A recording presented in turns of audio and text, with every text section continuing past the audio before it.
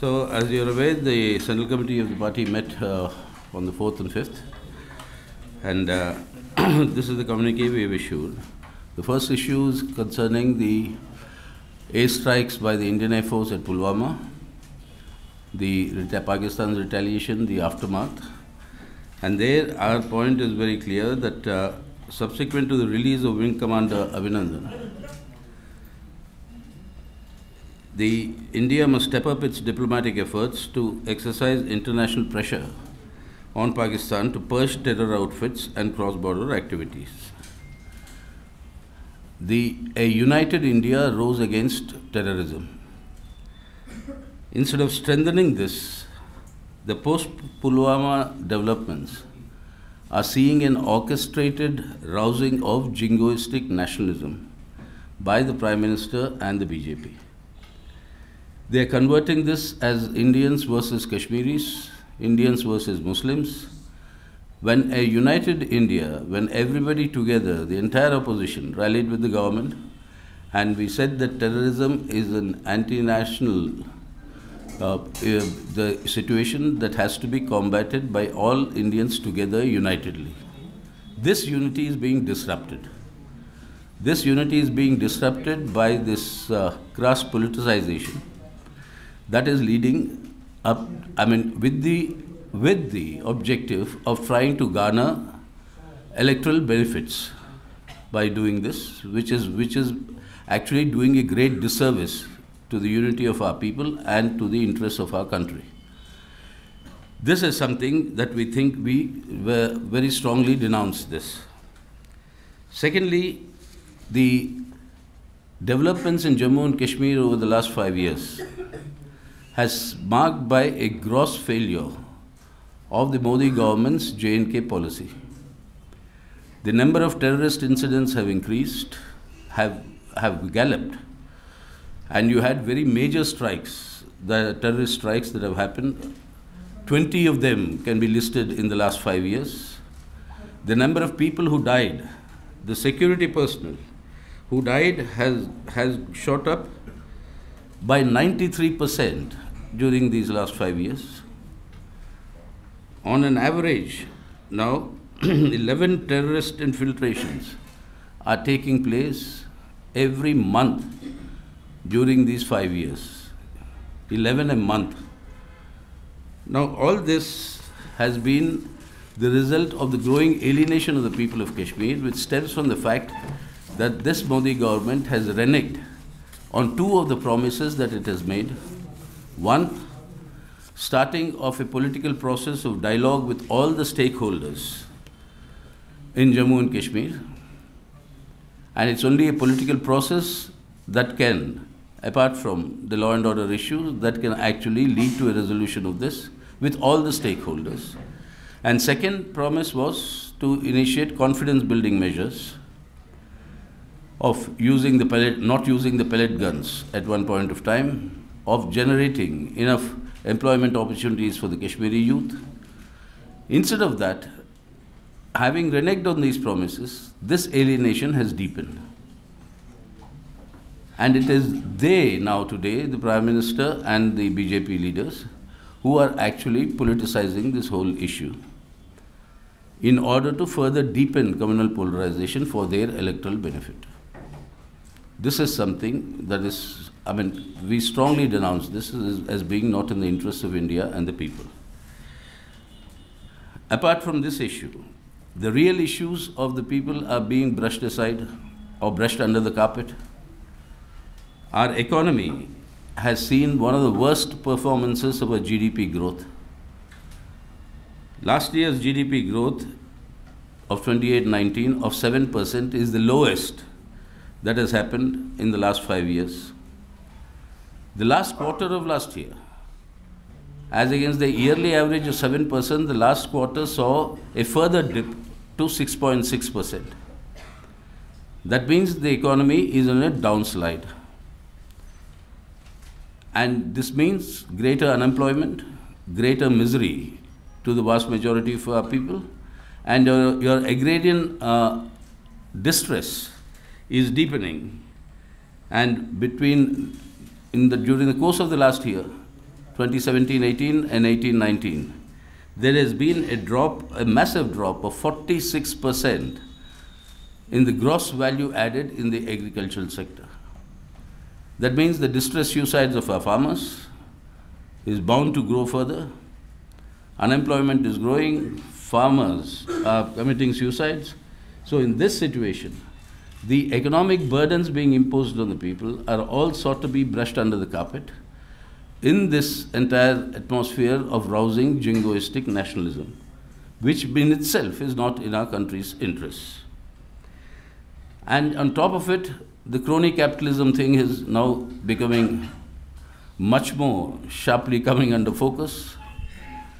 Like we have seen, the Reliance Defense getting the offset deals of your Rafale aircraft deal, with no experience in defense production whatsoever.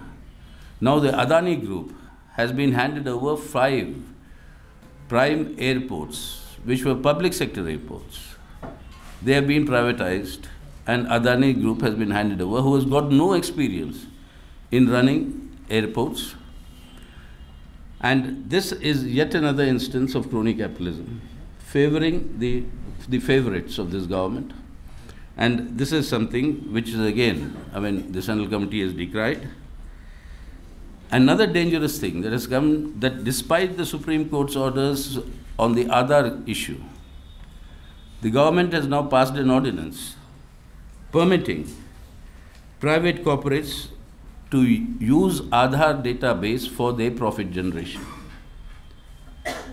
Now, this is something we strongly oppose. This is an attack on the right of privacy of the individuals.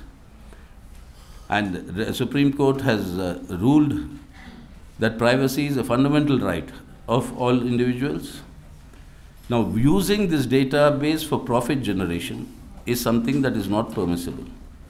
So we are demanding that the Honorable President of India should not sign on this ordinance and give it legal status. He should not sanction this ordinance from coming into operation. The other issue is that tomorrow marks the first anniversary of the Modi government's notification of changing in the roster system for appointments of teaching positions in universities and colleges that has deprived the SCs, STs and OBCs of a lot of opportunities for acquiring teaching positions. And these opportunities are now being denied as a result of this notification. And we want this notification to be withdrawn. They had promised to bring an ordinance, but it's almost 6 months now since the promise has been made, but the government has not brought an ordinance. Ordinances for crony capitalism, for profit-making to private corporates, the use of Aadhaar, those ordinances are passed, but not any ordinance in defense of the rights of the Dalits, the tribals, and the OBCs. So we are demanding that immediately an ordinance must be promulgated to restore status quo ante as far as these appointments are concerned. Now again, the Adivasis' right. The petition that challenged the Forest Rights Act. In that challenge petition, the government was deliberately absent in the sense that its law officers were not present to argue the case in favor of the law that was passed by the Parliament earlier. And their absence has created a situation where the Supreme Court has now said that this will be put in abeyance till 2019 July. But the threat of displacement of these Adivasis continues. More than 23 lakhs of our tribals who are entitled to their forest land, legally given by this act, are going to be deprived if the corrective measure is not brought about. And we say that the government must immediately remove this threat for these 23 lakh tribals who are likely to lose their right to land, forest land. Apart from these issues, the Central Committee discussed what would be uppermost in your minds also, the question of our electoral tactics. So that's why before taking this issue up, I took the other issues. Mercifully, you'll report on them also. But I wanted to talk about that. But our objective, as we decided earlier, the Central Committee reiterated that in the present context, the three objectives we laid for ourselves is all the more important. One, defeating the BJP and its allies. Two, to increasing the strength of the CPIM and the left in the Lok Sabha. Three, to ensure that an alternative secular government is formed at the center. To achieve these three objectives, we had said that we shall adopt electoral tactics in order to maximize the pooling of anti-BJP votes.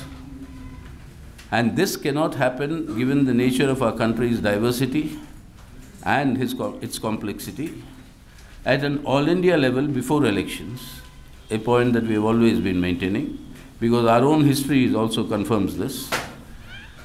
Any alternative government was formed by a front or a combination that came into existence in post-elections. So what will happen pre-elections and during the elections is state-wise understandings. And the state-wise understandings, we've said that where the contest is directly between BJP and the Congress, wherever the CPIM and the left have its struggle basis, its areas of influence, there in one or two seats we may fight, but in the rest of the seats, our call is to defeat the BJP. In some other states where there are secular opposition parties, like in Tamil Nadu, the talks are currently going on, maybe by the end of the day or tomorrow by sure, that arrangement with the DMK for seat sharing will come into operation. In Bihar, we are talking with the RJD. Our idea was to contest one seat in Samastipur district, where we independently poll about 60,000 votes at least. That is Ujjiarpur, where we would like to fight that. In Maharashtra, we are talking to the Nationalist Congress Party, that there are two seats where we poll independently around 1 lakh vote each, in Dindori and Palghar. And Dindori is is the Varli tribal belt part of it, which is the main base from which the long march to Mumbai of the Kisans took place. So that Dindori seat and the other seat is in Palghar. These two seats, one of these two seats, we shall fight, and those talks with the NCP are going on. In Orissa, the Central Committee has permitted the party unit in Orissa to contest the Bhubaneswar Lok Sabha seat. And we have one sitting MLA there, because elections in Orissa will be simultaneous, both for the Assembly as well as the Lok Sabha. Our sitting MLA there in Bonnai constituency, that falls under the Lok Sabha constituency, where the Congress will have a good chance of defeating the BJP, the BJD. So the Sundargarh Lok Sabha constituency, there we will be supporting the Congress Lok Sabha candidate, and the Congress will be supporting our MLA candidate. So likewise, in the other seats, our call for the rest of the state would be to defeat the BJP in the Assembly, for the State Assembly and for the state government, since the BJD was the ruling party. And on the BJD's policies, there have been big struggles that the CPM and the left have led. So in opposition to the policies of the BJD at the state level, and to defeat the BJP at the level of the Lok Sabha election, that will be the tactics that we'll employ there. As far as West Bengal, so now you are relieved.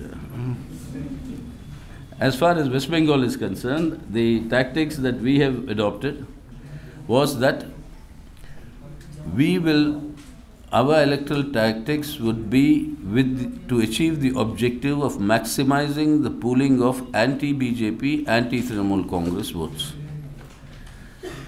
For the last over a year, the entire campaign in Bengal has been oust the Modi government, save India, oust the Trinamool government, save Bengal.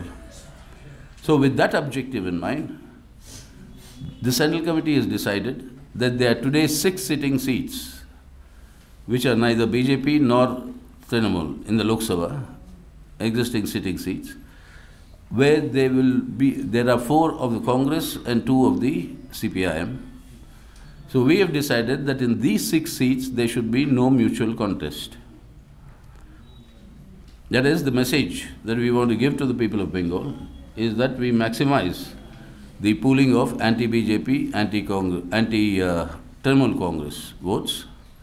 And in order to do that, we are saying in the 6 sitting seats, we won't have any mutual contest. We don't want to disturb that status quo. In the rest of that, the Left Front is meeting in Kolkata on the 8th, and they'll decide on the rest of the seats how it will go. There'll be various others with whom also we are talking, smaller left parties. The CPIML is not part of the Left Front in Bengal so far. So whether with them, there are many other progressive groups that are espousing the interests of the minorities, interests of various other sections in Bengal, plus well-meaning independents who may also be fielded, particularly in northern Bengal, in the hill regions, in those constituencies in Bengal. So that will be worked out, that the Left Front will finalize, and what will be the level of adjustments with whom, how many seats who will contest, all that will be finalized on the 8th. So this is the, as far as the electoral tactics are concerned. In all other states, I mean, the issues are more or less settled. In Kerala, the LDF, they'll meet and they'll take their decisions. In Tripura, we are going to contest both the seats. Both the seats will be contested there. Traditionally, what we have been contesting. And likewise, in the other states, as I said, 1 or 2 seats where to safeguard our bases, the rest would be defeat the BJP. This will be the overall electoral tactics that the party will adopt. Another issue which the Central Committee really decried was the manner in which Prime Minister Modi ridiculed the disabled.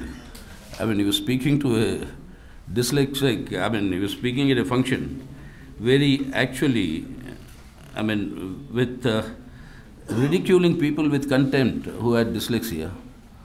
I think this sort of a behavior and this sort of an attitude coming from the Prime Minister, the Pradhan Sevak of the nation, as he calls himself, the Pradhan Sevak that he said, this is something that is unacceptable.